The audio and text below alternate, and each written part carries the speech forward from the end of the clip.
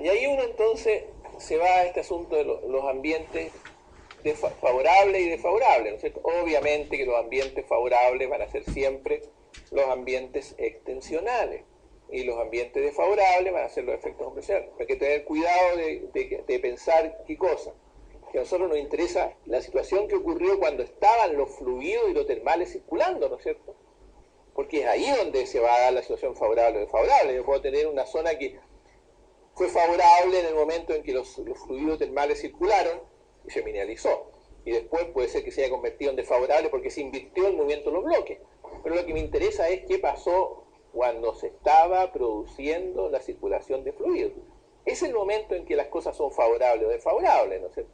No lo que pasó antes, lo que pasó después. Lo que en ese momento era favorable se mineralizará. Y ahí tienen, ¿no es cierto? Acá, por ejemplo, vamos a tener condiciones favorables acá, condiciones favorables acá, condiciones favorables acá. Y lo mismo que vamos a tener acá, ¿no es cierto? En este caso con abanico, con fallamiento normal. Si ustedes ven que la geometría que tiene el que está acá abajo es igual a la de arriba. Ah, pero es la imagen especular, ¿no es cierto? Como si ustedes colocaran un espejo ahí, tiene asimetría especular. Y entonces el mismo movimiento ahora genera puras condiciones desfavorables. Esta cola de caballo que había acá al principio ahora se me convirtió en un abanico imbricado. Es que tengo puras fallas inversas nomás, porque ahí lo que voy a tener va a ser con pura compresión. Mientras acá tengo todo extensional.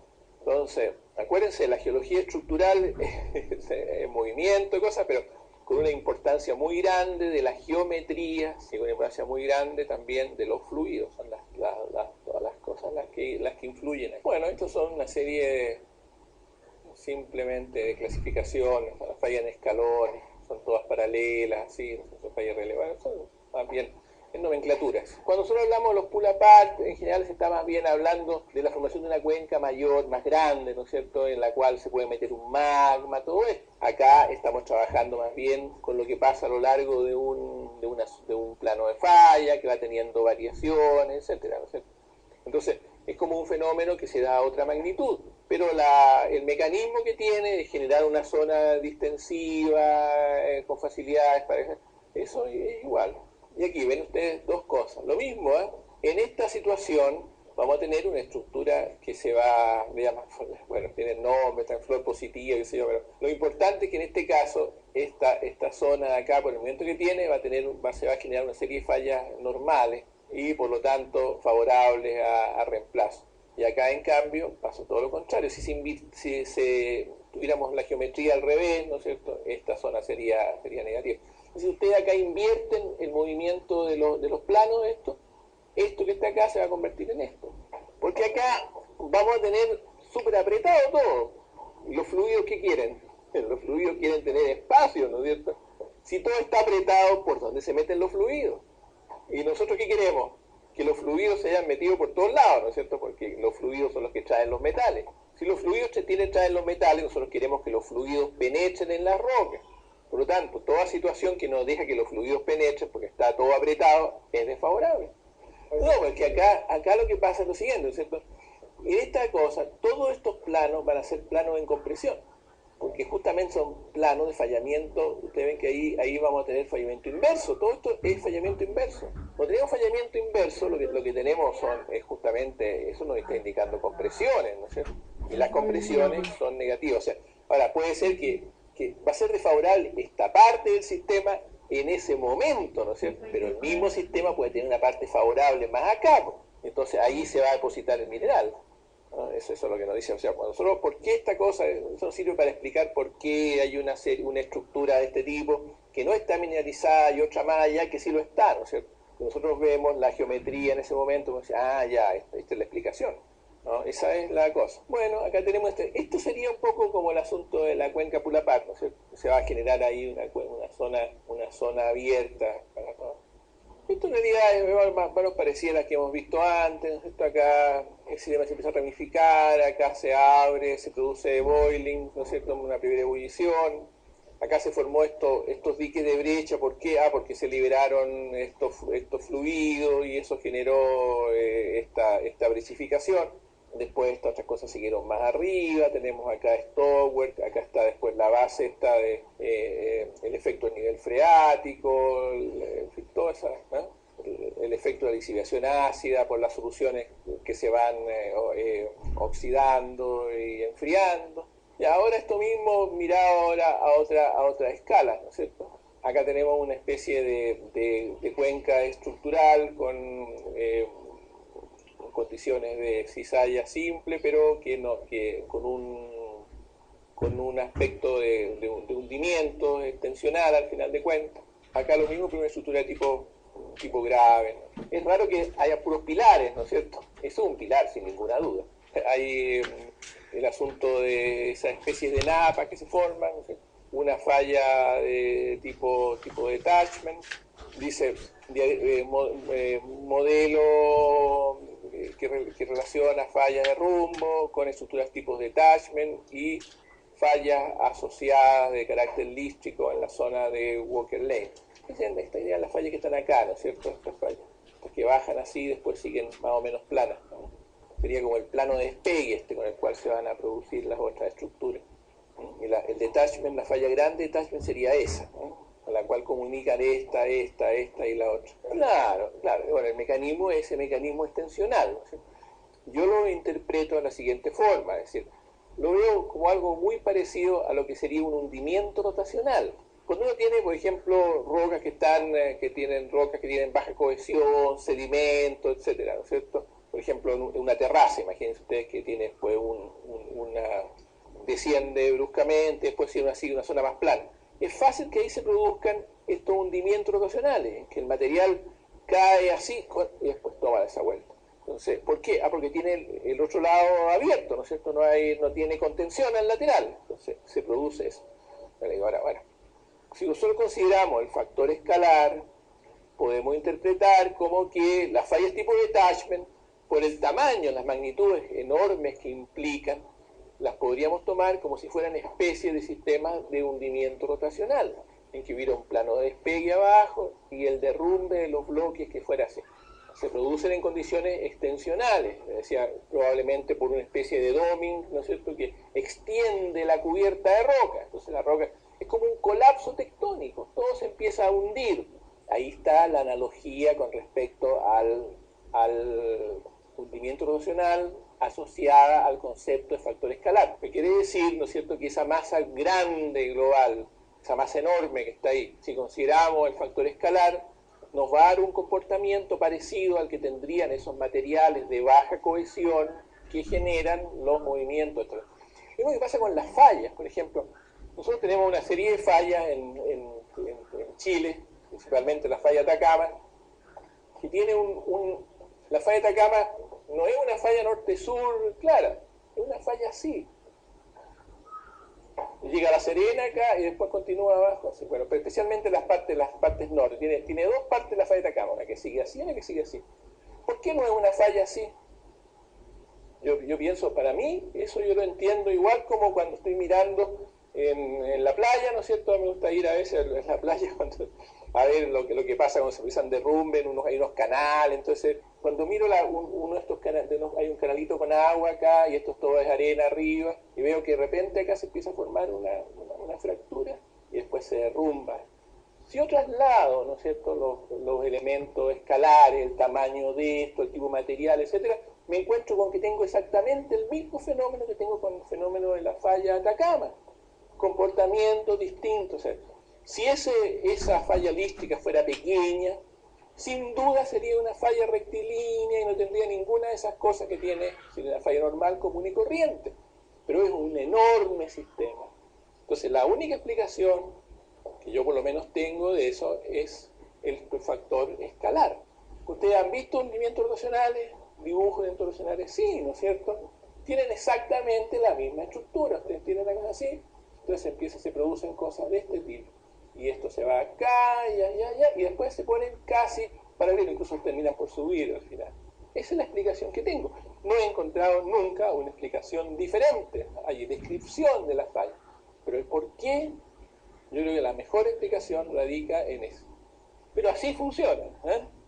Así funciona. Entonces uno tiene que ver, bueno, ya, y estas son las distintas condiciones que se encuentran. Ustedes ven que ahí tenemos, que son el estrés diferencial, vale decir, la forma en que funciona el crecimiento de la presión lateralmente, ¿no es cierto?, en régimen compresional arriba y abajo, y en este lado el régimen tensional.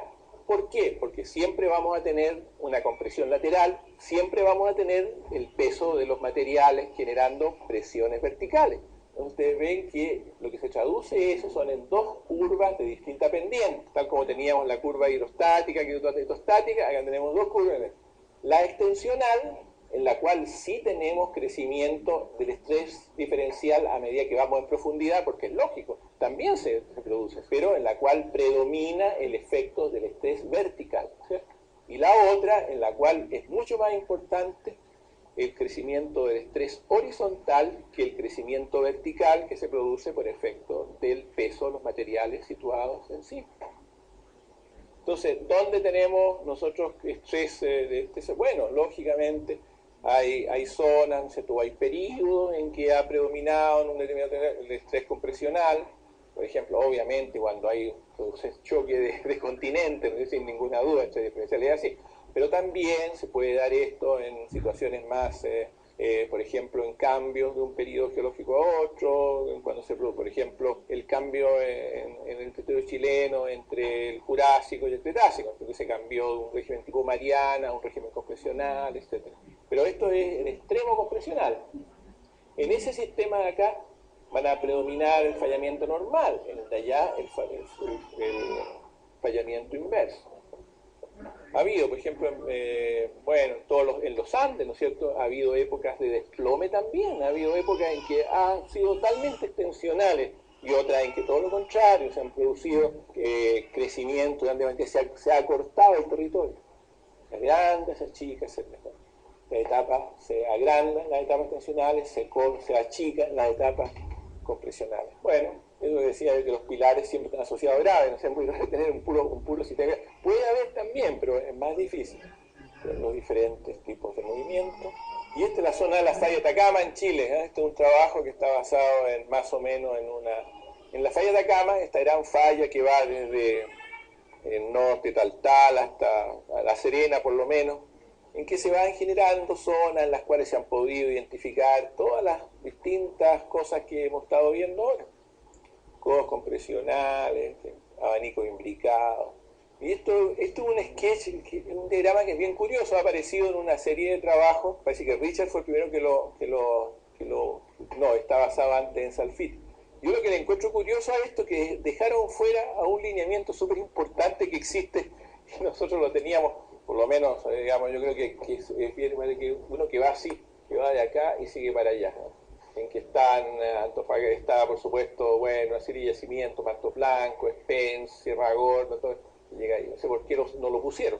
Pero en esta cosa lo que están mostrando es como en la cadena andina, ¿no es cierto?, por lo menos en el sector de este segmento chileno, junto con los fallamientos norte-sur, que son los principales. Ahí está lo que les decía la falla de Atacama. Se fijan ustedes que es bien curva, así. Y en Taltal es donde se producen esas dos cosas, como si fueran dos fallitas que se encontraran ahí en Taltal. Están todas estas estructuras que van ya hacia el lado argentino, algunas bastante grandes, y por supuesto que hay, bueno, algunos casos yacimientos asociados a ellas, el tema de los lineamientos, temas antiguos. Hay algunos en que uno no ve mayor lineamiento, pero supone que son cosas sacadas de fotografías satelitales, etc. Nada, estos son unos yacimientos de oro, si no me equivoco, yacimientos de oro chiquititos, que están asociados también a zonas a lo largo de una línea de falla. Y bueno, y ese desplazamiento puede ser parejo de parte de todas las partículas, o se pueden producir también desplazamientos heterogéneos, desplazamientos homogéneos, como tiene usted acá, desplazamientos rotacionales, como sería un hundimiento rotacional, desplazamientos inhomogéneos, cuando las partículas se mueven, pero no se mueven todas en las mismas direcciones. El comportamiento de los bloques, ustedes ven acá, tenemos una compresión y los bloques van a cambiar la dimensión. Este bloque teníamos acá, que era un cubo perfecto, ahora se convierte en un paralelepípedo rectangular, alargado horizontalmente, y acá en cambio tenemos uno pero alargado en la vertical. Deformación, cuando una fuerza aplica sobre el material rocoso y hay una fuerza opuesta igual. Bueno, esto que está acá es la típica deformación de la cizalla pura, ¿no es cierto? Y a esto llamamos, por supuesto, esfuerzo. Y las deformaciones pueden ser continuas, quiere decir que hay un cambio de forma, pero sin cambio brusco, por ejemplo, no hay deformación de plano de falla, ¿no es cierto? Acá, en cambio, en la discontinua, cambio importante, a través de superficies zonas discretas, por ejemplo, un plano de falla de ruptura. Homogénea, cada partícula deformada de la misma manera. Por ejemplo, es como una red que nosotros tuviéramos. La red es cúbica originalmente. Viene una compresión, cada uno de esos cubos me convierte, o de esos ¿cómo se llama? Cuadrados, me convierte en un rectángulo. O inhomogénea. La cuantía de la deformación varía notablemente, es decir, hay zonas que van a estar muy deformadas, otras muy poco deformadas. Una deformación continua, típico de eso, un pliegue. Una deformación discontinua, típico de deformación discontinua, una falla. Una deformación homogénea, cada uno de esos se deformó, pero de la misma manera, eran al principio cuadrados, ahora son todos rombos. Una deformación inhomogénea, ustedes ven que ahí la forma que tomó cada uno de esos dominios es distinta. Las situaciones de deformaciones pueden producir acortamiento o pueden producir extensión. Acortamiento, ¿cómo se produce? Por plegamiento o por fallamiento inverso. La extensión se produce por fallamiento normal. El lístico es un caso, por supuesto, extremo de eso. Bueno, esto es lo mismo, es decir, que siempre vamos a poder, cualquier esfuerzo lo vamos a poder dividir en tres vectores de acuerdo con los ejes cartesianos, ¿no es cierto? Y ahí vienen los conceptos de sigma 1, sigma 2, sigma 3. Y de acuerdo con eso vamos a tener en algunas direcciones esfuerzos compresionales y en otros extensionales. En realidad muchas veces cuando nosotros decimos extensional, ¿en qué sentido? En el sentido que tenemos menos comprimido en esa dirección. Y como en las otras estamos comprimiendo, entonces se va a generar por diferencial, digamos, la extensión. No porque la estén tirando de ahí, ¿no? Sino que porque simplemente la están comprimiendo menos que esa parte. Esto mismo se puede convertir en una matriz, ¿no? Es decir, que uno puede expresar los distintos componentes de estos vectores de acuerdo con los tres ejes y se llega a una matricial. El elipsoide de esfuerzo, tal como hay un elipsoide de deformación de las rocas, es decir, que ustedes suponen que la roca originalmente es como si ustedes tomaran un dominio de una esfera, ¿no es cierto? Entonces, a esa esfera la vamos a someter a compresión de acuerdo con tres ejes ortogonales. Entonces, si nosotros representamos la fuerza, los esfuerzos que cada uno de esos ejes está haciendo, con eso hacemos un elipsoide, que le llamo elipsoide, que tiene distintas, ¿no es cierto? Va a ser elipse en las tres dimensiones, va a ser un elipsoide en la cual el eje mayor va a corresponder al esfuerzo mayor y el eje menor al esfuerzo menor. Pero ese elipsoide de deformación va a tener un elipsoide de esfuerzo, va a tener un elipsoide recíproco, que es el elipsoide de deformación, en que al revés, ¿no es cierto? Donde más lo estamos comprimiendo, más se va a achicar. Donde menos lo estamos comprimiendo, más se va a alargar. Es decir, una pelota de fútbol se convierte en una pelota de fútbol americano, si ustedes quieren. ¿Ya? Y sería, en realidad no es perfecto porque eso tienen también un radio redondo, un radio C. Pero acá son todas las dimensiones distintas. Bueno, esta figura que ustedes ven ahí tiene que ver con el sentido de lo que es el círculo de Moore, ¿no es cierto? En algún momento a uno le enseñan en la universidad, cuando hace un curso de geología estructural, lo del círculo de Moore. Eso, hagamos un repaso de lo que es el círculo de Moore. El círculo de Moore-Coulomb, en realidad es el nombre completo, el envolvente por lo menos de Moore-Coulomb. ¿Qué consiste esto en términos prácticos? Nosotros tenemos una roca y queremos saber qué esfuerzos es capaz esa roca de resistir. Entonces, para hacer esa medición, hay una máquina que se llama la celda triaxial, que en realidad no es triaxial porque es más bien biaxial, pero la tomamos como si fuera triaxial. ¿Y qué consiste? Es una especie de prensa hidráulica, ¿no? En la cual nosotros colocamos nuestro cilindro de roca, que se corta siempre de acuerdo con una dimensión normalizada, y esa la ponemos dentro de otro cilindro, en el cual hay un aceite a presión. La presión de ese aceite la regulamos mediante una especie, un sistema de gata hidráulico.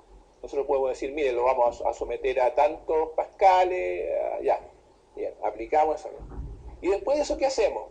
Hacemos un esfuerzo, ¿no es cierto?, en que ese cilindro que está metido dentro de esta cosa, lo sometimos a un esfuerzo ahora compresivo vertical.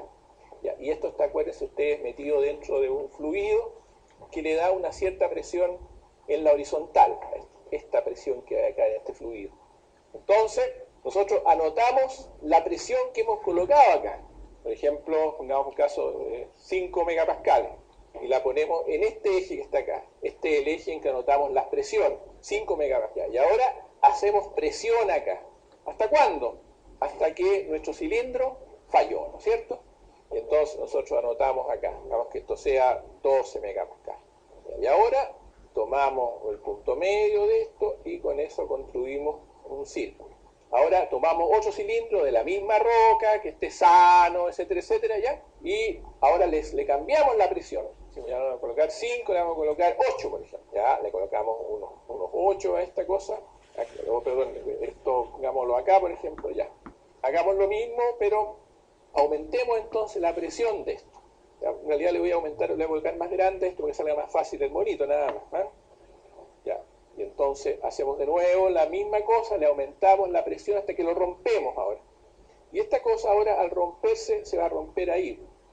Quiere decir que usted, a medida que uno aumenta la compresión, la roca se robustece por el efecto de la compresión que tiene. Entonces, en este momento, entonces, ahora, una vez que tenemos esto, y podemos seguir haciéndolo hasta, qué sé yo, poniendo 5 círculos, si está bien hecho, la tangente de esto va a ser la misma, ¿no es cierto? Entonces toda esta cosa, este asunto va allá y va a ir allá. Entonces, esta línea que está acá, que es tangente a todo esto, es lo que se llama la envolvente de Mohr-Coulomb. ¿Y qué me dice? Que si yo someto a cualquier roca, que yo sé que está sometida a una cierta compresión horizontal, ¿no es cierto? Y la someto a un esfuerzo, una compresión lateral, ¿no? Y ese círculo de Mohr no corta a la envolvente, quiere decir que la roca no se debiera romper, porque está bajo esta envolvente de ruptura que está acá. Pero si este valor es más grande que eso, el círculo corta a la envolvente, entonces quiere decir que esta roca se va a romper de acuerdo con, y en un ángulo determinado por los puntos en los cuales la envolvente de Mohr cortó a esto. Cuando tengo esta situación ahora, vámonos a este dibujo de acá. ¿Qué significa esto? Este es el valor que tengo ahí, este es el valor de sigma 3, ¿no es cierto? Porque es la presión que estoy haciendo lateralmente, este valor de acá, sigma 3. Este que está acá, ¿qué valor es? Sigma 1, ¿no es cierto? Porque es la presión máxima. Sigma 3, sigma 1. Entonces, si yo tengo sigma 3 y sigma 1, puedo conocer para un plano cualquiera de ese bloque cuál es la presión de corte que está interviniendo en ese plano. Aquí en ustedes, por ejemplo, yo tengo un bloque acá, lo estoy comprimiendo en esta dirección. Entonces, yo puedo decir, mira, ¿cuál es el valor del esfuerzo de corte, el valor de esfuerzo que me va a generar un plano de falla, por ejemplo, en un plano que está colocado así, por ejemplo? ¿Cuál es el valor que tengo en un plano que está colocado de esa forma? ¿Cuál es el valor del esfuerzo de corte en un plano que está colocado así?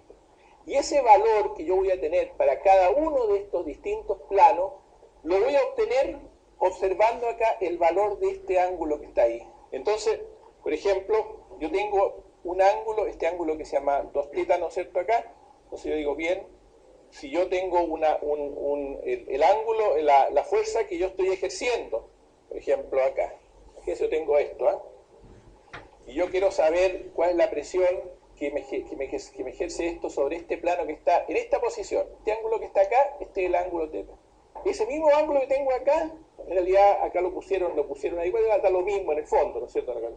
Basta con que tome ahora este valor de acá, lo tiro para acá, y ahí voy a encontrar, en este eje de las verticales, voy a encontrar cuál es el esfuerzo de cizalla que se genera con este ángulo para un valor de sigma 3 como el que ustedes ven ahí y un valor de sigma 1 como el que ustedes ven acá también en este caso. Entonces, dice, rupturas. Incluso cuando la roca no puede soportar el esfuerzo que suele corresponder a la resistencia máxima de la roca. Entonces, nosotros podemos tener dos tipos de ruptura de las rocas. Las rupturas que se llaman frágiles, instantáneas, ¿no es cierto? La roca. Y ahí eso lo podemos representar en un tipo de diagrama más sencillo todavía, que este tiene algunas complicaciones, que se representa así, ¿no es cierto? Ustedes tienen, y eso de acuerdo con lo que es la ley de Hooke, etc. Vamos a tener tenemos acá esto, ya. Acá está el esfuerzo que la fuerza actuante, la presión que estamos ejerciendo. Y acá está la deformación, ¿cierto? Si el material que tenemos es un material rígido, un material elástico, frágil, por lo tanto, y yo estoy aumentando la presión, el valor de sigma 1, digamos en este caso, voy a tener un comportamiento así, más o menos, perdón, un comportamiento algo así como esto.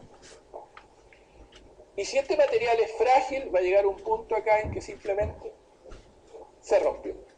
Se acabó nomás. Si este material fuera un material plástico, ¿qué pasaría? Súper plástico. Entonces ustedes ven que, en este caso, la deformación. ¿Qué pasó acá? Que durante todo este lapso, la deformación que se produjo fue proporcional a la presión actuante, ¿no es cierto? Entonces se cumplió la ley de Hooke, que me dice que la deformación en un material frágil es proporcional a el esfuerzo deformativo. Hasta acá se cumplió la ley de Hooke y después esto se rompió de un viaje. Esta otra roca, todo lo contrario. Hay un tercer tipo de roca que se comporta más o menos así. Quiere decir que tienen un dominio frágil y después tienen un dominio plástico que tiene una cierto valor. Y después se rompe. Hace un tiempo atrás, el año pasado, digamos, fui a una charla de un experto en geología, en ingeniería estructural. Entonces nos explicaba cómo se diseñan hoy día los edificios antisísmicos, ¿no es cierto? Decía, mire, en un sismo grande, cualquier edificio va a llegar un momento en que se va a romper. Si el esfuerzo es muy grande, por supuesto, ¿no es cierto? Los edificios están hechos para resistir mucho hoy día, pero va a llegar un momento en que se puede romper. Entonces, ¿qué es lo que vale la pena saber que uno puede hacer? ¿Dónde se va a romper, no es cierto? Nosotros no lo sabemos si nosotros diseñamos el edificio perfecto. Entonces, ¿por qué no diseñar una parte del edificio para que se rompa? Pero no para que se rompa violentamente, sino para que se rompa en esa parte de una manera plástica. Como si ustedes colocaran a un edificio, entonces le colocaran en una cierta parte una especie de estructura elástica, deformativa. Les colocan elementos estructurales que los hagan que en un momento determinado se pero una ruptura que no va a derrumbar el edificio. Va a obligar después, a lo mejor va a haber que hacerle cambio estructural, pero el edificio se va a mantener, se va a romper en un momento, pero ellos saben dónde. Y por lo tanto pueden planificar dónde conviene que se rompa. Poco tiempo después fui a otra charla que dio un experto. Nosotros tenemos un convenio con una universidad canadiense, una universidad australiana, la Universidad de Western Australia, y tenemos un diplomado en geomecánica minera que conduce a un grado de Master of Science que otorga. Nosotros entregamos la parte del diplomado, yo hago el curso de ingeniería geológica ahí, y otro colega mío también hace una parte geomecánica, lo más son profesores australianos que viajan a Chile a hacer el curso. El asunto es que un profesor de los que está en Australia vino a dar una conferencia. Y en la conferencia explicó cómo se están hoy día diseñando las estructuras de soporte de roca en minería compleja, ¿no es cierto? Esa minería donde de repente las rocas estallan y cosas así. Y nos explicó exactamente lo mismo. Hoy día se están diseñando para las rocas sistemas frágil dúctil. Es decir, de tal manera que tenemos un sistema y eso lo hacen con los tipos de perno y las deformaciones que ellos ¿cómo se llama?, prefiguran, ¿no es cierto?, el material. De tal manera que llega un momento, el material resiste primero rígidamente. Entonces sobrepasó un caso y se produce entonces una absorción. Y se absorbe el esfuerzo. De tal manera que esta capacidad, ¿no es cierto?, que tienen el estado plástico, que siempre se ha mirado en menos, ¿no es cierto?, dice, claro, la roca ahí ya, pero se deforma. Ustedes ven, cuando se llega acá, esta situación se va a seguir deformando aunque la presión disminuya, porque ya empezó el fenómeno. Pero hoy día se está ocupando esta parte en ingeniería estructural y en fortificación de labores mineras. Es bien interesante ese hecho, ¿no? Así que esta ruptura dúctil que puede estar asociada, podemos tener dominio, entonces, hoy día tiene bastante implicación. Entonces, el comportamiento frágil implica una deformación elástica con pérdida brusca de resistencia. ¿Dónde tenemos nosotros comportamiento frágil, esa característica? Yacimiento del Teniente, por ejemplo. Yacimiento del Teniente en Rancagua es una chimenea de, bueno, tiene en parte estructura de chimenea derecha, una serie de cosas, pero el yacimiento mismo esto es un stalwart, no es una chimenea derecha. La derecha está metida posteriormente ahí y todo esto. ¿Qué pasa con el teniente? Son unas rocas súper competentes, una andesita, basalto, andesita basáltica, no hay ninguna falla grande, no hay ninguna falla que pase por ahí. Mientras estuvieron en la zona supérgena, ni un problema. ¿Por qué? Porque había la nigrita, que es típica zona potásica, se había disuelto, de tal manera que la roca estaba como desestresada, digamos, porque parte de sus constituyentes, ¿no es cierto?, se habían disuelto. Llegaron a la zona primaria, se complicaron las cosas y de repente empezaron los estallidos de roca. ¿Por qué? Porque una roca altamente competente, sometida a un estrés muy fuerte, es prácticamente una caja de estrés. Es como si uno tuviera ahí una con dinamita prácticamente. Entonces se avanzaba con labores y las rocas explotaban. Ahí había un efecto muy fuerte de presión. Te colocaban la labor acá, por ejemplo, y de repente en esta parte de acá se generaba presión y salía disparado este bloque acá. ¿Por qué? Porque claro, teníamos la presión actuando ahí, así, y acá abierto. Yo recuerdo cuando nosotros éramos niños y nos gustaba inventar juegos y qué sé yo, entonces uno de los juegos que teníamos para hacer nuestras guerras chicas era que pescábamos una ramita y la cortábamos, ¿eh? Entonces acá le colocábamos otro pedazo de rama chico y después apretábamos ahí, salía disparado. Llegaba a varios metros la cuestión. Exactamente el fenómeno que se produce en los estallidos de roca. Es lo mismo gráfico. La roca está comprimida, tiene un espacio libre para salir, sale disparada. Entonces, eso nos dice que rocas frágiles sometidas a grandes presiones son súper peligrosas. Entonces, lo que sí que si también tenemos una gran presión en una roca plástica, pero ahí se va a producir una deformación, ¿no es cierto? Una deformación de otro tipo, no va a ser explosiva. La explosión de la roca es explosiva. De tal manera que hoy día el teniente en gran parte está robotizado. No trabaja la gente directamente en la faena, sino que son robots los que hacen las perforaciones, colocan los explosivos, todas las cosas. Entre paréntesis, pero más que la presión, más que el peso de una roca, es el estrés diferencial. Fíjense, se han hecho mediciones de estrés diferencial, porque no es como en el caso de las minas de oro de Sudáfrica, por ejemplo, en que el efecto, también hay estallido de rocas, pero ahí es totalmente efecto de la presión vertical. En el teniente no es la presión vertical, es el efecto de la presión horizontal. Y los vectores de presión son absolutamente paralelos con respecto al efecto de tectónica de placas. Es decir, en la zona del teniente, el efecto de la convergencia de placas tectónicas es exacto donde están generadas las presiones. Como si uno dijera, mire, en esta parte, ¿no sé, las presiones llegan pero justo al sistema. El teniente, por ejemplo, tiene el fallamiento y estos son diaclasas las que están ahí, ¿eh? Es un diaclasamiento brusco que se genera.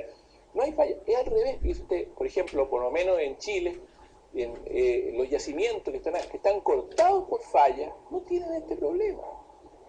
Es como si la falla es un mecanismo de liberación de energía, ¿no es cierto? Si hay, se va a producir un momento de falla. Acá no hay planos de falla que liberen energía. Entonces este sistema se va como cargando, y ustedes hacen la abertura. Lo que se ha estado haciendo en el teniente es como, en primer lugar, aparte del asunto de los robots, es como ir desestresando, ¿no? Entonces se van haciendo labores como para permitir que el estrés se vaya liberando poco a poco. Eso es lo que han ido haciendo. Ahora, también depende probablemente mucho también de a veces la estructura del yacimiento, ¿no es cierto? Porque nosotros tenemos estallido de roca en esa parte y también tenemos, bueno, el soldado, también hay sismicidad inducida, ¿no es cierto? Por cantidad, o sea, asociada también a la minería. Por ejemplo, el caso de Uchuchagua, eso es mucho más complejo, ¿no es cierto? Porque ahí está toda la roca, hay plegamiento también, o sea, lo que yo pienso que ustedes tienen mucho más heterogeneidad, además, estructural, porque los plegamientos de por sí generan heterogeneidad. Cuando ustedes tienen este asunto de las envolventes de Moore, nosotros sabemos dos cosas con respecto al envolvente de Moore que son importantes. O sea, uno puede tener un tipo de roca, ¿no? Que yo les coloco a ustedes acá una cosa, ¿sí? Y en vez de colocar la cuestión de Moore completa, colocamos nada más que la curva. ¿no? Por caso, podríamos tener otra, ya pongamos una que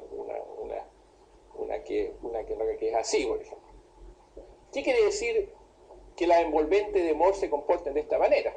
Este envolvente de Moore nos está diciendo una roca que tiene muy elevada competencia, tremendamente competente. Pero corta a este eje, lo corta acá. Y esto que está ahí, el punto donde lo corta, tiene que ver con podríamos decir, la consistencia interna de la roca, ¿no es cierto? Por ejemplo, si yo tuviera arena, por ejemplo, arena en un cajón, ¿cómo se comportaría la arena en un cajón? ¿Competentemente? ¿Incompetentemente? ¿Cómo lo imaginan ustedes?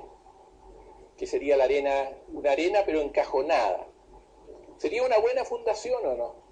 Del punto de vista rigidez y todo eso. ¿Sabe usted? Es buena. La arena se comporta una arena por supuesto cuarcífera, ¿no es cierto? No una arena de conchita de marisco, bueno. Entonces, se va a comportar súper rígida.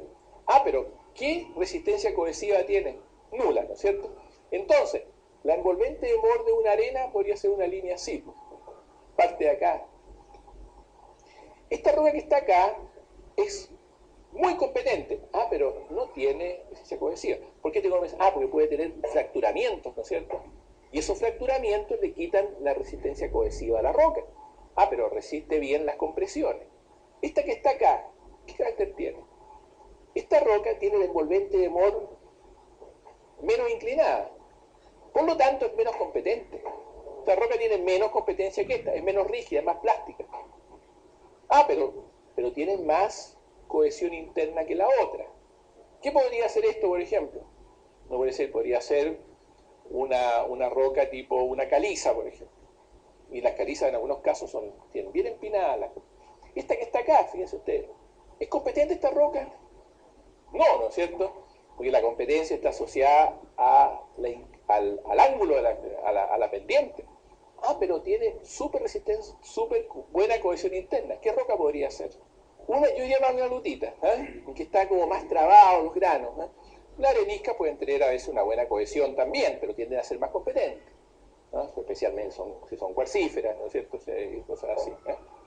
Así que esas son las situaciones. Son bien interesantes, porque la envolvente de Moore nos indican harto acerca de cómo se comportan los materiales. Ustedes, con que tengan las puras, ustedes inmediatamente pueden decir, esta roca tiene una buena competencia, pero tiene una mala cohesión, esta otra roca sí, cohesión interna que se llama. Así que acuérdense de eso, esa parte, entre paréntesis, la universidad, esa universidad que yo les digo, de karting se llama, es súper buena. Están trabajando ellos en frontera con las mejores universidades del mundo. O sea, con las mejores empresas del mundo, porque tienen laboratorios a escala real. O sea, ellos trabajan con bloques de roca enormes, ¿no es cierto? Los someten a efectos. O sea, si ustedes tienen algún colega que tenga interés en geomecánica en un momento dado, y hoy día es un campo que muchos geólogos se están dedicando a eso, ¿no? Puede ser que les interese. Ellos, la primera parte son cursos se va por más o menos por una semana, cada 2 meses a La Serena y hacen el diplomado.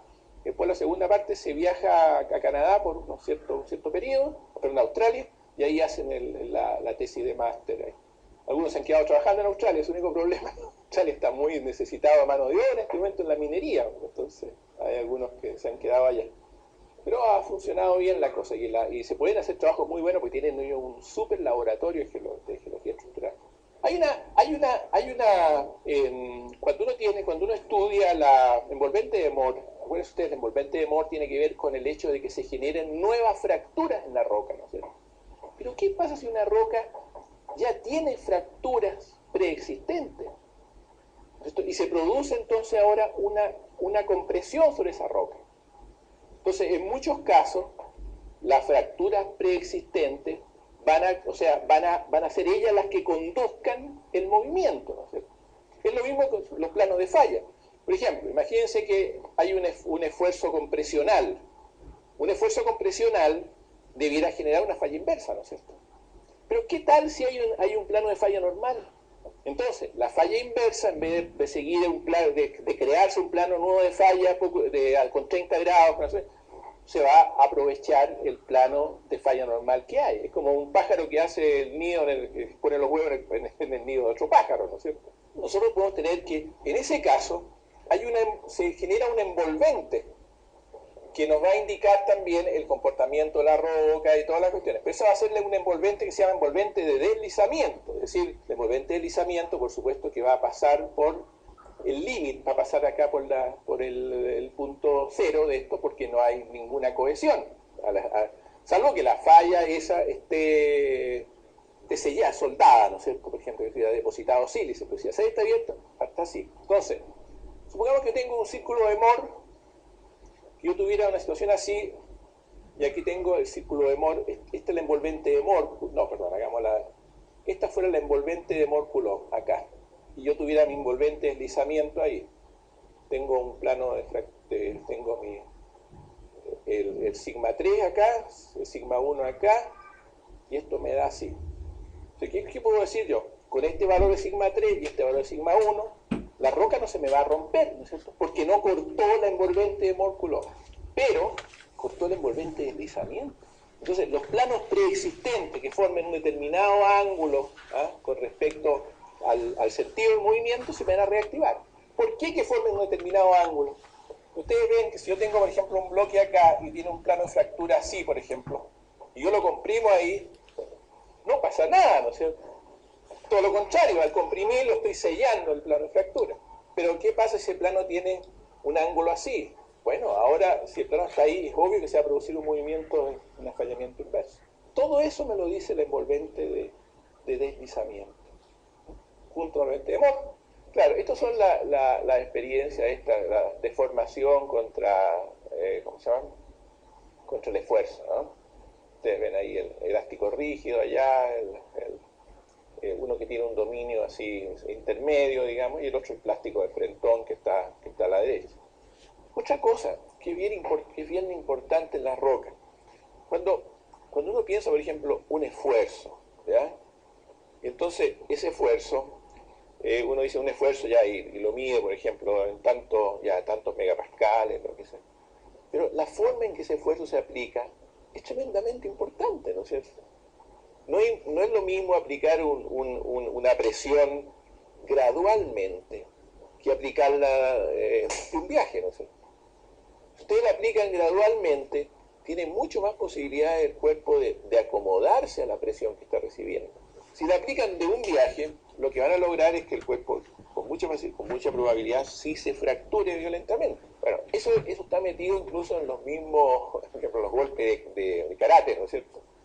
¿Por qué los karatecas se pueden romper ladrillo y toda esa historia? Porque se han acostumbrado a aplicar su golpe de una manera pero extraordinariamente violenta y rápida, ¿no es cierto?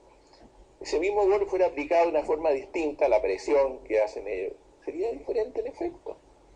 Entonces no basta solamente la presión, sino que la velocidad con la cual esa presión es aplicada. Dos situaciones con las cuales la velocidad es distinta van a tener efectos diferentes. El aumento de presión confinante aumenta el límite elástico, claro, y eso lo ve uno en el círculo de Moore, ¿no es cierto? Ustedes ven que para una cierta presión confinante van a tener una determinada resistencia antes de que se produzca la ruptura. Si después cambian la presión confinante, no van a obtener un intervalo igual al que tuvieron al principio, sino que ahora es más grande, porque mientras más presión confinante existe, mayor es el incremento en resistencia. Es decir, va aumentando por un factor que no es el mismo número, digamos, ¿ya? O sea, si yo aplico 20 y obtengo 40, si aplico 30 no voy a obtener 50, porque voy a obtener 60 o más. Eso es bien importante. Sin embargo, a altas presiones confinantes se facilita el flujo dúctil. También eso es cierto. Es decir, nosotros especialmente si tenemos una presión confinante muy alta en una dirección y una presión más baja y una zona más baja en otra, el material va a tender a fluir, a destruirse en un estado sólido. La presión intersticial, el aumento de la presión intersticial. ¿Y por qué la reduce? Y ahí tenemos dos explicaciones que podríamos dar para ese mismo fenómeno. y un fenómeno que es bien importante en el comportamiento de las rocas, especialmente con respecto a soluciones hidrotermales y toda esa historia. Fíjense que nosotros tenemos nuestra situación, acá está la envolvente de Mohr, Coulomb, y nosotros tenemos nuestra situación acá. Ya. Presión confinante, presión, ¿cómo se llama? Fue esfuerzo de ruptura, ¿no es cierto? Este momento que se rompió. Ya, nosotros vemos que acá no pasa nada, digamos. No, por lo menos no hay ruptura en la roca. Pero ahora, hay una presión intersticial, ¿dada por qué? Dada por el agua, ¿no es cierto? El agua está metida en los poros, está metida en pequeñas fracturas, todo eso.